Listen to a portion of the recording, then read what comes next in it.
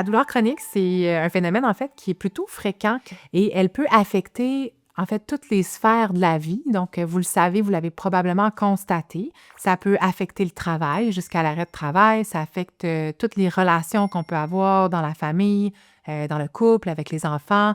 Ça affecte les loisirs, donc les activités.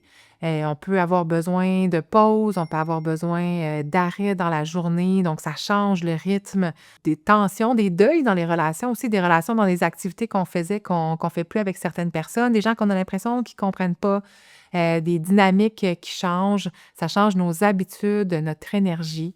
Il y a des deuils, il y a des transitions. C'est aussi quelque chose que j'entends souvent, les patients vont me dire, c'est imprévisible au quotidien. On ne sait pas tous les facteurs qui peuvent jouer en même temps sur la douleur, un mouvement qu'on a fait. Des fois, on ne le sait pas. Des fois, c'est le froid, le chaud. Donc, tout ça mis ensemble, des fois, on a l'impression que la douleur, elle se passe à un moment, elle augmente. Comme un pic douloureux, on ne sait pas trop d'où il vient. Des fois, on comprend un peu plus. C'est pas toujours facile à expliquer, ni à expliquer toutes les variations que ça peut avoir. En fait, l'objectif, c'est de vous expliquer comment ça fonctionne, la douleur, donc la théorie, les fondamentaux, comment ça fonctionne dans le corps.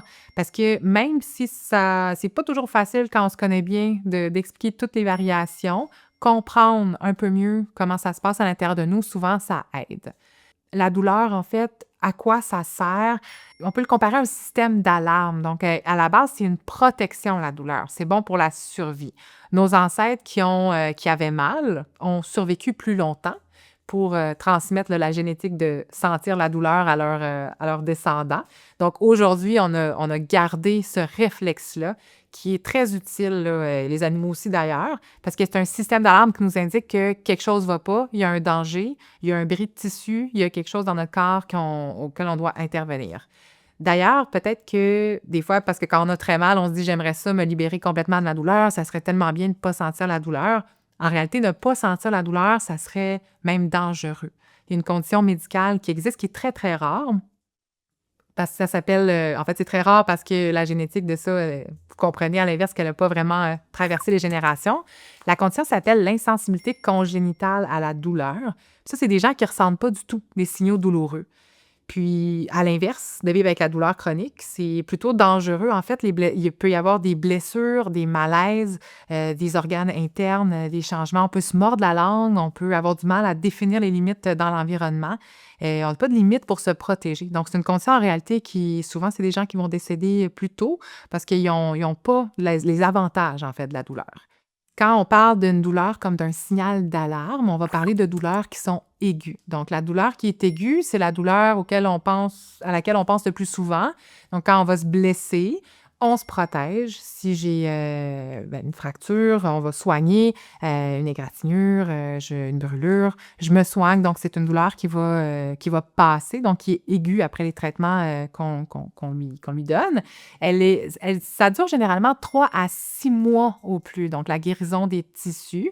Et après 3 à 6 mois, là, généralement, la plupart là, des types de douleurs, presque toutes, là, en fait, vont être guéries. Et donc, on a répondu au signal d'alarme. Puis quand elle demeure plus longtemps que 3 à 6 mois, on va parler de douleurs chroniques. C'est ici ce qui vous concerne, probablement que ça fait plus de ce délai-là là, que vous vivez avec la douleur. Puis ce qu'on peut comprendre, c'est qu'en fait, on va garder à l'intérieur de nous le réflexe de protection. Donc, on va avoir peur parce qu'à la base, la douleur, elle nous sert à nous protéger de nous blesser.